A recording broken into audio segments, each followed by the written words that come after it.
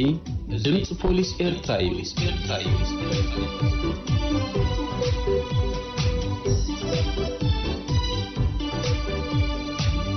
እዙي ድምጽ ፖሊስ ኤርትራ እዩ حكينا هنكس إلى الوطن هزبين بوليس سلام هسكن حكينا هنكس إلى الوطن هزبين بوليس ድምጽ ፖሊስ ኤርትራ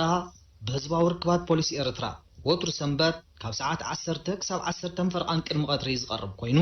ሶሉስ ምሸት ሰዓት 8 ኣብ ሬድዮ ዛራ ዝድገም መደብ እዩ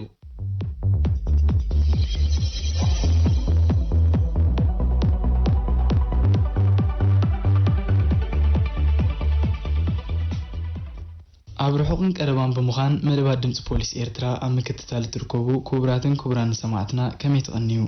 ድምጽኹም ድምጽ ፖሊስ ከም ትወትሩ እንቅርቦ ንሎሙን ዝተፈላለዩ መደባት ብምድላው ንፍርቂ ሰዓት ምሳኹም ሓቢርና ክንጸንሕ ኢና መደባትና ፈሊሙ ክሳብ ዝዛዝም ብወገን ምውሃድን ቴክኒክን ምሳኹም እንጸንሕ ዓወት ጣዕምን ሽሻይ ተመሶን ኢና ሰናይ ምክትታል ክኾነልኩም እናተመነኹ መስመር ናብ ኣንባብ ዜና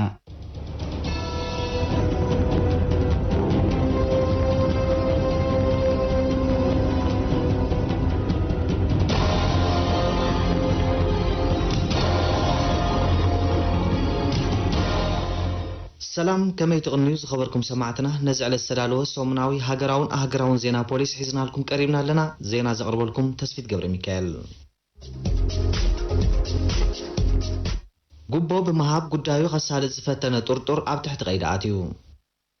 ጉዳዩ ብዘይ ሕጋዊ ኣገባብ ንምስላጥ ንፖሊስ ጉቦ ክህብ ዝፈተነ መሐመድ ረሺድ ሲሮስ ዝተባሃለ ወዲ 43 ዓመትን ነባሪ መምሕዳር ብሌንኮማ ዓሰብ ዝኾነን ጡርጡር ኣብ ትሕቲ ቀይዲ ከም ዝኣተወ ፖሊስ ዞባ ደቡባዊ ቀይሕ ባሕሪ ሓቢሩ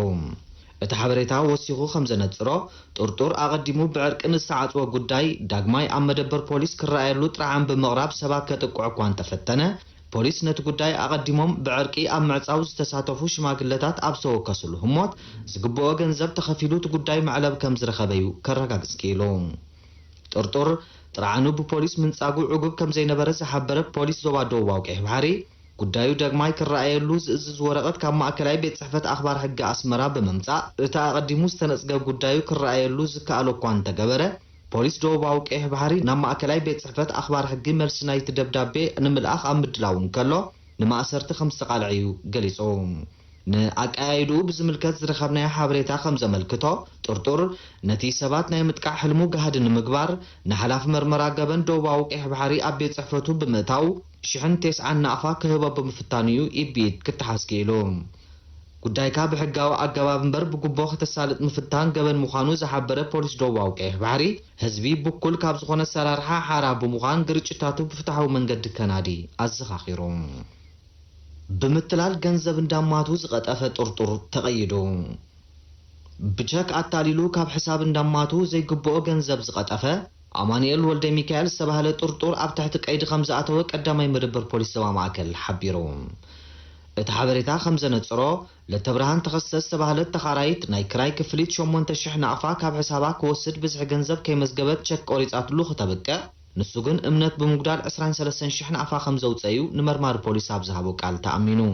ብመሰረት ውፅኢት መርመራ እዛ ግዳይ ምትላል ዝኾነት ለተብርሃን ተኸሰ ኣብ ልዕሊ ጡርጡር ክሲ ክትምስርት ዝኸኣለት ካብ ሕሳባ 15000 ናቕፋ ጎዲሉ ምጽንሑ ድሕሪ ምርግጋጻ ኮይኑ ኣብ መስርሕ ምጽራይ ተጠርጣሪ ብዝሕ ናይቲ ዘውፅኦ ገንዘብ በዓላ ከም ዝፀሓፈትሉ ንዘርኣይ ደረስ ባንክን ቀዳማይ መደበር ፖሊስን ከደናግር ፈቲኑ ምንባር እዩ ክረጋገጽ ኪኢሉ ኣብ መወዳእታ ብቸክ ኣብ ዝፍጸሙ ትውጊታት ተጠቀምቲ ተመሳሳሊ ናይ ምትላል ተግባራት ንኸየጋጥሞም ካብ ሕሳቦም ክኽፈል ናይ ዝእዝዝዎ ብዝሒ ገንዘብ ኣብ ቸክ ብንጹር ከስፍሩ ከም ዝግባእ ፖሊስ ዞባ ማእከል ኣተሓሳሲቡ ቆሚጦ እኽሊ ዘቃጸለ ጡርጡር ኣብ ትሕቲ ቀይዲ ኣትዩ ቆሚጦ እኽሊ ናይ በዓልቲ ቤቱ ዝነበረት ዘቃጸለ ጡርጡር ብምትሕባር ህዝብን ምክትታል ፖሊስን ኣብ ትሕቲ ቀይዲ ከም ዝኣተወ ካብ መደበር ፖሊስ ድባርዋ ዝበፅሓና ሓበሬታ ገሊጹ ጥርጡር ጽጋሃንስ ግደ ወልደ ማርያም ዕድመ 30 ዓመት አድራሻ ዓዲ ህዝባይ ዝኾነ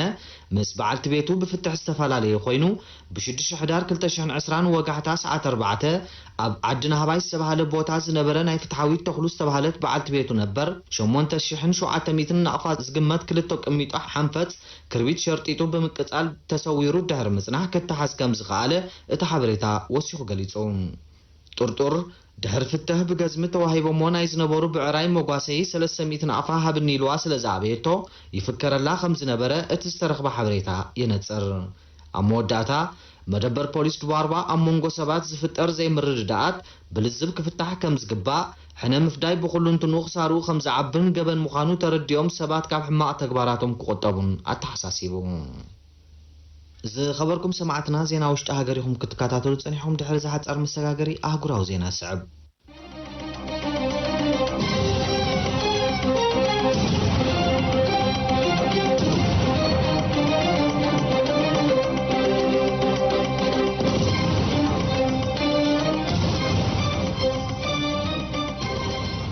ፖሊስ ቦዝኒያ ንሓደ ወደባት ብኻራ ዝቐተለ ሞሮካዊ ይቕይድ ፖሊስ ቦዝኒያ ኣብ ከተማ ሳራየቮ ንሓደ ወደባት ብኻራ ብምቕታል ንዝኽሰስ ሞሮካዊ ስደተኛ ምቕያዶምን ንኻልኦት ክልተ ጥርጡራት ኣብ ምድላይ ምህላዎምን ማዕከን ዜና አልጀዚራ ሓቢሩ ኣብ ፌደራላዊ ሚኒስትሪ ውሽጣዊ ጉዳያት ናይቲ ሃገር በዓልቲ መዝዝ ዝኾነት አልጆሳ ካምፓራ ብወገና ከም ዝሓበረቶ ጥርጡር ዓሙውን ዕፀፋ ረስሒዙ ብምርካቡ ተኸሲሱን ተቐፂዑን ነይሩ ንምንታይ ድሕሪ ዝፍጻመ እዚ ናብ ሃገሩ ከይተጠረዘ ምጽናሑ ዘደንጹ ምዃኑ ድማ ኣረዲያ በቲ ሓደ ምዉትን ክልተ ቁስላትን ዘስዓበ ገበናዊ ተርእዮ ዝተቆጥዑ ብኣማይት ዝቑጸሩ ደቂ ተዓዲ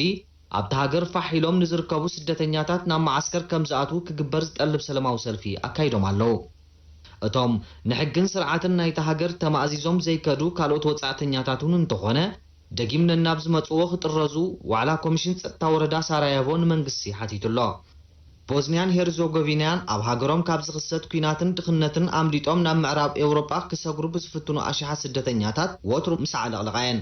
ኣብዚ ግዜ እዚ ልዕሊ 6,000 ስደተኛታት ኣብ ግዝያዊ መጽለሊ ማእከላት ቦዝኒያ ተዓቂቦም ምህላዎም ብስደተኛታት ዝግደስ ትካል ውድብ ሕብራት ሃገራት ኣፍሊጡሎም ፖሊስ ሻርጃህ ሰራሕተኛታት ባንክ ተመሲሎም ገንዘብ ዓሚል ንዝዘመቱ ኤስያውያን ጥርጡራት ቀይዱ ኣብ ባንክ ካብ ዝርከብ ሕሳባ ገንዘብ ከተውፅእ ንዝመጸት ዓሚል ሰራሕተኛት ትካል ብምምሳል ኣታሊሉ 32,000 ደርሃም ካብ ሕሳባ ንዝወሰደ ኤስያዊ ጥርጡር ኣብ ትሕቲ ቀይዲ ከም ዘእተወ በዓል ስልጣን ፖሊስ ሻርጃህ ሕብራት ኢማራት ዓረብ ሓቢሩ እቲ በዓል ስልጣን ወሲኹ ግዳይ እቲ ዘጋጠማ ኩነታት ብኣጋኡ ንፖሊስ ብምሕባራ ብዝተኻየደ ዕቱብን ቅልጡፍን ምክትታል ምስቲ ጉዳይ ምትእስሳር ዘለዎም 7 ጥርጡራት ክተሓዙ ከም ዝኽኣሉ ገሊጹ ጥርጡራት ኣብ ውሽጢ 12 ሰዓታት ኣብ ትሕቲ ቀይዲ ከም ዝኣተዉ ዝሓበረ መርማሪ ፖሊስ ምብራቃዊ ዞባ ሻርጃህ ድሕሪ ዝተኻየደሎም ምርመራ ብገበናዊ ተግባራቶም ከም ዝተኣመኑ ኣነጺሩ ኣብ መወዳእታ ፖሊስ ከተማ ሻርጃህ ዓማዊል መፍቶም መታለልቲ ሰባት ኮይኮኑ ኣድላይ ጥንቃቐ ከዘውትሩን ሰራሕተኛታት ድማ ሙሉእ ሓላፍነት ናይቲ ዝሰርሕሉ ዘለዉ ትካል ብምውሳድ ንዓማዊል ግቡእ ኣገልግሎት ክህቡ ተላብዩ ናይ መወዳእታ ዜና ፖሊስ ናይጄሪያዊ ሁቼ ራይሞንድ ኣኪዩ ኣብ ትሕቲ ቀይዲ ኣትዩ ፖሊስ ጉያና ኣብቲ ሃገር ንንውሕ ዝበለ ኣዋርሕ ብምትላል ከምኡውን ብምፍርራሕ ገንዘብ ብዙሓት ንጹሃን ዜጋታት ከምንዝዕ ጸኒሑ ተባሂሉ ናይ ዝጥርጠር ጉጅለ ገበን ኣባል ዝኾነ ናይጄሪያዊ ሁቼ ራይሞንድ ኣኪዩ ኣብ ትሕቲ ቁጽጽር ፖሊስ ምእታዉ ሓቢሩ ብመሰረት ጸብጻባት ፖሊስ እዞም ዝተፈላለዩ ጉጅለታት ገበን ከይተረፈን እናተዋሃዱ ኣብ ገበን ተዋፊሮም ጸንሑ ጉጅለ ጓሓሉ ኣባላት ናይታ ብናይጄርያውያን ዝቆመት ገበናዊ ውድብ ኮይኖም ክብሪ ዘለዎም ንብረታት ዓዲጎም ድሕሪ ምሻጦም ገንዘቦም ከም ዘሕዊዎም እናተመባጽዑ ን4 ዜጋታት ብሚልዮናት ዝትመን ገንዘብ ከም ዘታለልዎም ኣረዲዩ ብዘይካዚ ኣብ ማሕበራዊ መራኸቢታት ብመንገዲ ዋትስኣፕ ኣፍቀርቲ መሲሎም እናተዋስኡን ህያባት ከም ዝሰዱለን እናገለጹን ንብዙሓት ደቂ ኣንስትዮ ግዳይ ክገብርዎን ምጽንሖም እውን ተፈሊጡሎ ፖሊስ ጉያና ነቲ ካብ ብራዚል ብዘይሕጋዊ መንገዲ ከም ዝኣተወ ዝጠቐሶ ሁቼ በዛ ቀዲሙ ክጥቀት ጸንሐ ናይ ምትላልን ዝምታን ከምኡውን ስግረ ደባዊ ምንቅስቓስ ዝብሉ ክስትታት ቀሪብሉ ከም ዘሎ ገሊጹ እኳ እንተሎ እቲ ገበነኛ ኣብ መጋባእያ ቤት ፍርዲ ኣብ ዝቐረበሉ ንኹሉ እቲ ክስትታት ነጺግዎ ምህላዊ ዝሕብር ብመሰረት ጸብጻባት ፖሊስ እዞም ጉጅለ ገበን ቅድሚ 6 ኣዋርሕ ኣትሒዞም ኣብቲ ሃገር ኣብ ገበናዊ ተግባራት ተዋፊሮም ምጽንሖም ክፍለጥ እንከሎ ምስ ኣብ ዓባይ ብሪጣንያ ናይጄርያ ብራዚል ቬኔዙዌላ ፔሩ ኣርጀንቲና ፓራጓይን ሕቡራት መንግስታት ኣሜሪካን ዝነብሩ ካልኦት ጉጅለታት ገበን ጥቡቕ ርክብ ዝነበሮም ከም ዝኾኑ ተረጋጊጹሎ ዝኸበርኩም ሰማዕትና ነዚ ዕለት ዝተዳለወ ሰሙናዊ ዜና ፖሊስ በዝተፈጺሙሎም ዝተረፉ መደባትና ንሓድገኩም ብወገነይ ሰሰናዩ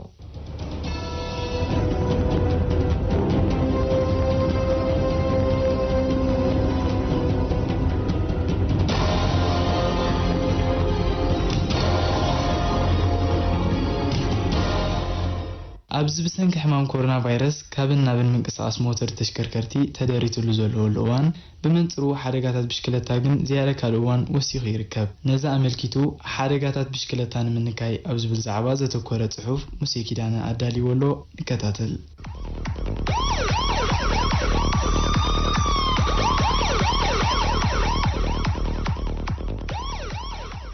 ሓደጋታት ብሽክለታ ካብ ግዜ ናብ ግዜ እናዓበዩ ዝኸዱ ዘለው ትርኢዮታት ምዃኖም ነዛ ኣመልኪቶም በብእዋኑ ዝተኻየዱ መጽናዕታዊ ጸብጻባት የመልክቱ ሓደጋ ብሽክለታ ክበሃል እንከሎ ብዓይነቱ ዝፈላለ እኳ እንተኾነ ብሽክለታ ምስ ኣጋር ተጓዓዓዝቲ ምስ ሞተር ተሽከርከርቲ ምስ እንስሳታት ምስ ግዑዝ ብሽክለታ ምስ ብሽክለታ ወዘተ ዘጋጥም እዩ ሓደጋታት ብሽክለታ ኣብ ዓይነት ሓደጋ ተመርኪስካ ኣብ ክልተ ከፋፊልካ ክረአ ይከኣል ንሱ ከዓ ካብ ብሽክለታ መውዳቕን ግጭት ምዞም ኣቐዲምና ዝጠቐስናዮም ባእታታትን ይኸውን ሓደጋታት ብሽክለታ ብዝተፈላለዩ ምኽንያታት ከጋጥሙ ይኽእሉ መብዛሕትኡ ግዜ ድማ ልዕሊ ዓቕምኻ ዝኾነት ብሽክለታ ምዝዋር ኣተኣማማኒ ልጓም ወይ ፍሬኖ ዘይምህላው ኣብ ግዜ ጸላም ድሕነትካ ከውሕሱ ዝኽእሉ ኣንጸባረቕቲ ነገራትን መብራህትታትን ዘይምጥቃም ካብ ሓደ ንላዕሊ ሰባት ምውጣሕ ልዕሊ ክብደት ንብረት ምጽዓን መስመርካ ዘይመሓዝ ናህሪ ሕግታት ትራፊክ ዘይምኽታል ተጓዓዘለ ኣንፈት ኣብ ተቐይረሉ እዋን ምልክት ኢድ ዘይምግባር እናተጓዓዝካ ሞባይል ቴሌፎን ምጥቃም ብእኩብ ጽርግያ ዓጢኻ ምጓዓዝን ኣብ መእሰሪ ሳእንኻ ማለት ላችኻ ጥንቃቐታት ዘይምግባርን ወዘተ ሓደጋታት ብሽክለታ ክኽሰቱ ይኽእሉ ብመሰረት ገለገለ ሓቅታት ሓደጋታት ብሽክለታ መብዛሕትኡ እዋን ኣብ ከተማታት ዝያዳ ካብ ገጠራት ከም ዝልዕሉ ከእንፍቱ ከለዉ ደቂ ተባዕትዮ 8 ዕጽፊ ደቂ ኣንስትዮ ብሓደጋ ብሽክለታ ህይወቶም ከም ዝስእኑ ከምኡውን ኣልኮላዊ መስተ ዝያዳ ካልእ ጠንቅታት ንሓደጋ ብሽክለታ ዘቃልዕ ከም ዝኾነ የብርሁ ኣብ ሃገርና ሕማም ኮሮና ቫይረስ ዝጠንቁ ምንቅስቓስ ሞተር ተሽከርከርቲ ተደሪቱሉ ኣብ ዘለወሉ እዋን ሓደጋታት ብሽክለታ ዝያዳ ካልእ እዋን ልዕሎም ምህላዎም ስታቲስቲካዊ ጸብጻባት ፖሊስ ትራፊክ የነጽሩ ኣብ ዞባ ማእከል ብፍላይ ኣብ ዝተጠቕሰ ግዜ ምስ ብሽክለታ ዝተኣሳሰር ከባቢ 72 ሓደጋታት ከጋጥም እንከሎ ብሰንኩ ናይ 4 ሰባት ሞት 58 ከቢድን ቀሊልን መጉዳእቲ ናይ ኣስታት 46680 ናቕፋ ድማ ኣብ ንብረት ዕንወት ከም ዝወረደ ተረጋጊጹ ብተወሳኺ ኣብ ዝተረፈ ዞባታት ሃገርና ብድምር ኣስታት 37 ሓደጋታት 2 ሞት 11 ከቢድ 25 ቀሊልን ኣስታት 28760 ናቕፋ ዝትመን ናይ ንብረት ዕንወትን ከም ዝሰዓበ የመልክት ኣብ መደምደምታ ሰብ ብሽክለታ ኣብ ግዜ ጉዕዞ ከጋጥምዎም ካብ ዝኽእሉ ሓደጋታት ህይወቶምን ንብረቶምን ንምክልኻል እዞም ዝስዕቡ ሜላታት ድሕነት ትራፊክ ክኽተሉ ይግባእ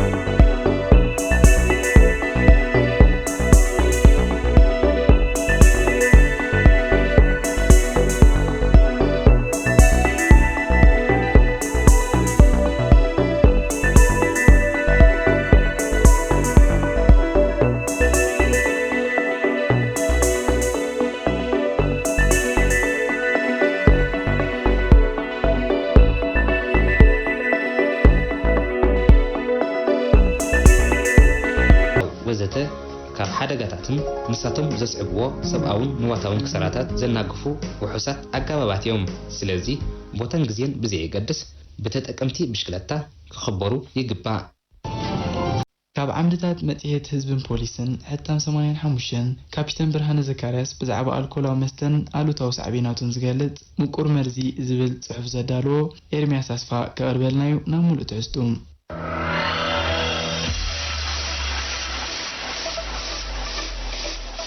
ካብ ዓምድታት መጽሔት ህዝብን ፖሊስን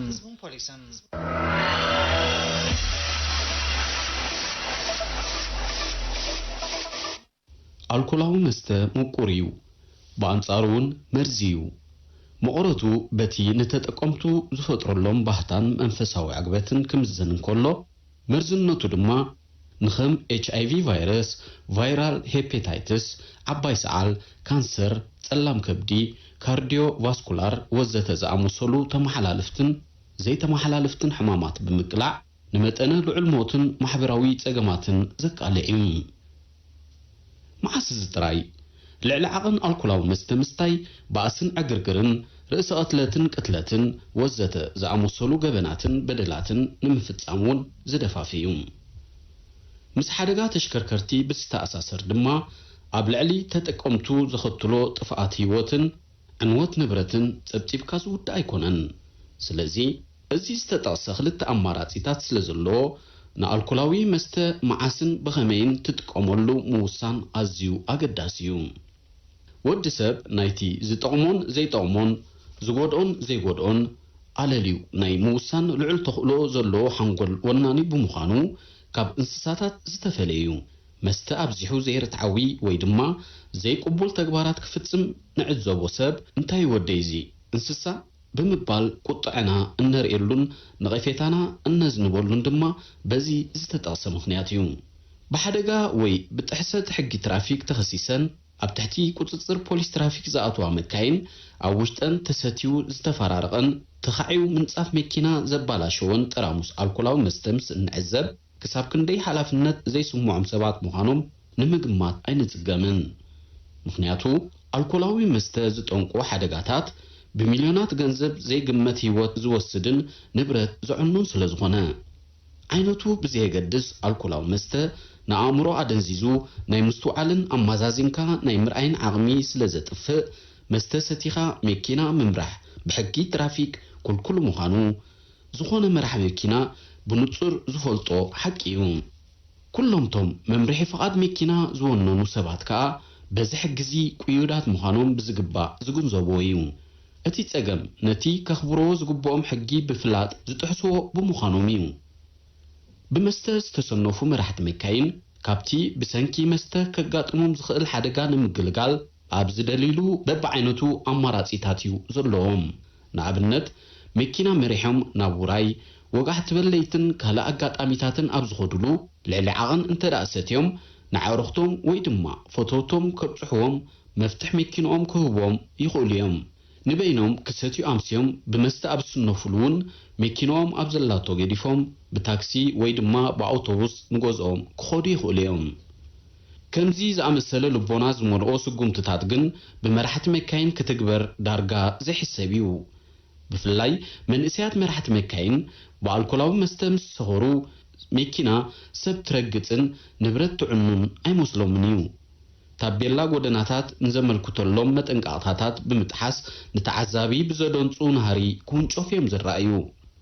ካብ ሓሚምካ ሕክምና ተኸላኺልካ ጥዕና ከም ዝበሃል ብሰሪ ሓደጋ መካይን ኣብ ልዕሊ ሰብን ንብረትን ዘይተደላይ ሞትን ዕንወትን ከይስዕብ ቅድመ ግንባር ዝስራዕ ስጉምቲ ጎስጓሳዊ ንጥፈታት እዩ። እቲ ብሬድዮ ድምፂ ፖሊስ መጽሔት ህዝብን ፖሊስን ህዝባዊ ኣኼባታትን ዝካየድ ኣስተምህሮታት ድማ መርኣዩ እዩ። ሜላታት ምክልኻል ገበን ግን ኣብዚ ዝተጠቕሰ ኣገባባት ጥራይ ዝተደረተ ኣይኮነን። ድሕነት ጽርግያ ብዘተኣማምን ውሕስ ንምግባር ኣጋር ይኹኑ ሞተረኛታት ፖሊስ ትራፊክ ኣብ ዝተፈላለዩ መስመራት መጓዓዝያ ኣድላይ ምቁፅጻር ኣብ ምግባር ተጸሚዶም እዮም ዝውዕሉ። ከምዚ ኣቐዲሙ ዝተጠቕሰ ሓደ ካብ ጠንቅታት ሓደጋ ኣልኮላዊ መስተ ስለ ዝኾነ ብኽቱር ናህሪ ክጓዓዙ ዝዕዘብዎም መራሕቲ መካይን ጠንቂ ናህሮም ድፊት ኣልኮላዊ መስተ ከይከውን ምስ ዝጥርጠሩ ደው ከም ዝብሉ ይገብሮም። بدحرز دما قبو سلامتا دحر مهاب متن الكولاو مست أبدموم نملكع الكول ميتر بستبهلا ناوتي أدلاي مرمرا يقبر اللوم اتي الكول ميتر لعلعغن الكول أبدموم مهلاو انتدا أملكيتو بمتحس حق ترافيك كم زغطعو أبر اسم مقبارهم كابزي تدلي حدقا كم زغطو يخونو الكولاوي مستزد أنقوم حدقاتات مكاين أب أملخاختا سبات طلوهم ألوتاويو مرأيو خا نزخونه فتصامي حدقا ميكينا مس الكولاوي مست أتحيسكا قوي مدمدمتا كواب مسمعيو ازي اتي حبرتسب نغمزي زعمسله زي حقاون اعناون تكبارات زلو تأفافنتيو زقول حلنا بعلم درجة غرقن كله الكولاوي مستبز تنقوم حدقاتات هيوتهم سؤنو ما عليها يبلومن أكلاتهم سنكيلوم حلوتي سطوح سخونو ولدهم سينوم زوزوتهم وهتسانات وزته أزيوم بزحاتيوم بمتن كبدت توم حدقاتات زعنو أبايتي بالوتات إلكتريك ملكع قدناتات زخونو أقرابن كاب أقولقلوت وطعي زخونا تشكركرتن ما عليها يبلومن ازي كم أبنت متكاس غرب زرلومبر اتي أولوتاوي سعبيناتسي بزحن أسم بادنيو أب هاقرنا انت تملكتناون الكولاوي مستز تنقوم حدقاتات مكاين عبل علي هزبي زوردو قدات أقاليلكا زر أيكونن أما دمدمتا نايزت حفزي كان محلال فوق ندلي ملأختنبار الكولاوي مست متونو خصاب زحلو طعم كان تخونه درت نايتي أكلاتنا تصور زخل زتحس مسخونجن مرزي مخانو مفلات أقداسيوم سلازي مرحت مكاين يخونو كالوت أشكركرتي بالكولاوي مست تسنيفهم حدقاتات كابزو صعبو زي حلاف النتاوي تكبارات كوطو بيقبا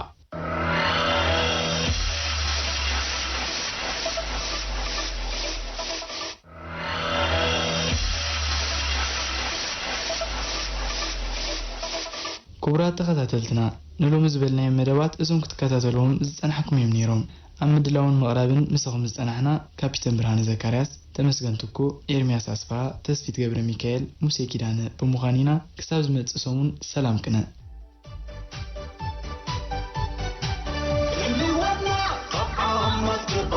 عندي ماكو فانوسي نبراتي عيني بولي اسبوعن بمعرق ومن بصا بدو برحسر سلوانا طبعا ما تقباتي عندي ماكو فانوسي نبراتي عيني بولي اسبوعن بمعرق ومن بصا بدو برحسر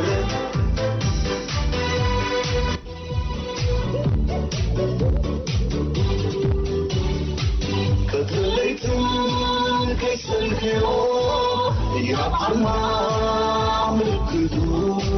سلام تسفنا في غرفو وعصاد الهسبير غنيتو نغر ناي بوليس اللاوي ناي بوليس ندحند ناي بوليس بوليس بوليس نغر ناي بوليس اللاوي ناي بوليس